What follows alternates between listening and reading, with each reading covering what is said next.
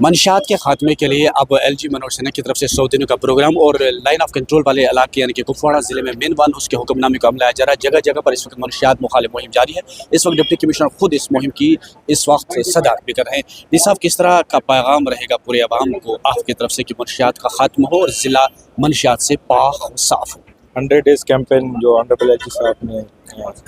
کے ڈائریکشن پہ لانچ ہوا ہے، تو اس میں 11 تاریخ سے جو پروگرام چل رہے ہیں، آپ نے بھی دیکھا کہ ہم نے ایک تو فرسٹ ویک میں میگا ریلیز کی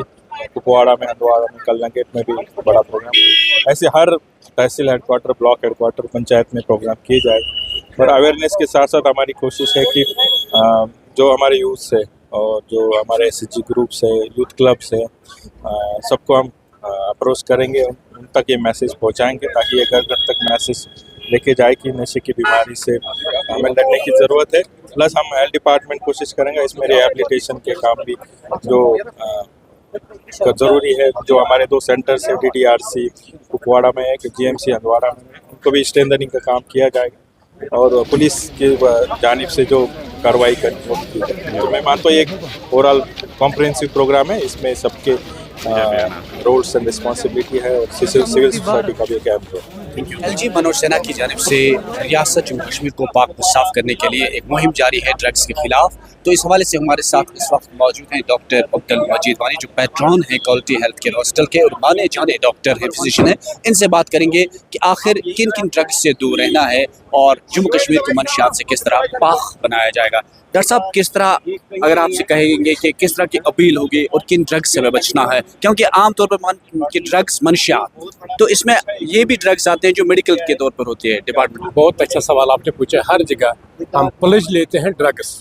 غلط فہمی میں نہ رہیں لوگ۔ جو ڈاکٹرز پرسکرائب کریں ڈرگس کسی انفیکشن کے لیے، کسی کو کینسر کا تکلیف ہے، کسی کو معدے کا تکلیف ہے، ہارٹ کا تکلیف ہے، وہ ان ڈرگس میں نہیں آتا ہے۔ یہ نشیلی ڈرگس ہیں جو نارکوٹکس میں آتی ہیں، جو بینڈ ڈرگس ہیں جن کی سیل ممنوع ہے، اور اس میں وہ بھی ڈرگس ہیں جو ڈپریشن، انزائٹی کے لیے ڈاکٹرز لکھتے ہیں، سائیکیٹرسٹ لکھتے ہیں، پیشنٹس لکھتے ہیں، ان کو بھی اوور یوز نہ کریں وداؤٹ پرسکرپشن۔ ان کا ریکارڈ رہتا ہے ان ڈرگس کا، تو ان میں بھی کیونکہ ایڈکشن ہوتی ہے، ان میں بھی بہت ساری چیزیں تبدیلیاں آتی ہیں جس سے بچنا بہت مشکل ہو جاتا ہے۔ رہا وہ باتیں کہ ڈرگس کیا ہے، ان میں کینابس ہے اور کینابیڈائڈ ڈرگس جس میں چرس آتا ہے، گنج آتا ہے، جس کو عام طور پر ایل سی ڈی کہتے ہیں، ایمفیٹامینس کہتے ہیں، پین کلرز بولتے ہیں ان کو، اور کچھ ڈرگس ایسی بھی ہیں، الکوہل بھی ایک ڈرگ ہے، ایڈکٹیو ڈرگ ہے، اور ٹیکن ان ایکسیس کہ وہ بھی اس سے بھی بہت سارے اس کے بھی ایڈکشن ہوتے ہیں اور بہت ساری فیملیز خراب ہوتی ہیں۔ شکر ہے لیکن ہمارے ملک کے لیے جو اس وقت یوتھ کے لیے جو ہماری اپیل رہے گی کہ اوور آل جو نشیلی ڈرگس ہیں ان میں ایل سی ڈی آتا ہے، ان میں چرس آتا ہے، ان میں براؤن شوگر آتا ہے، ان میں پین کلرز آتے ہیں، ان میں سلیپنگ ڈرگس آتے ہیں۔ اگر ایک بار ہو گئی تو وہ بہت مشکل ہو جاتا ہے کیونکہ یہ ایک ڈیزیز ہے،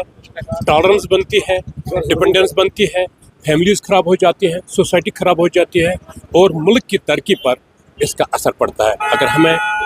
ترقی پذیر ملک چاہیے تو ہمارے نوجوانوں کا صحت مند ہونا بہت ضروری ہے۔ اس میں جو میڈیا کے لوگ، جو ایڈمنسٹریشن، جو گورنمنٹ ایڈمنسٹریشن یا نیشنل ڈرائیو جو ہے نشہ مکت ابھیان میں، کمپین میں اویئرنیس پھیلانے کے لیے ہمارا بھی رول بنتا ہے، ہر ایک کا رول بنتا ہے۔ ہم اس میں آگے ہیں تو we will be continuing to go ahead to the schools, to the youth, کیونکہ وہی ایک ٹارگیٹ ہوتا ہے پیڈلرز کا، and the administrations also take toughest actions, the toughest laws against the peddlers and those abusers.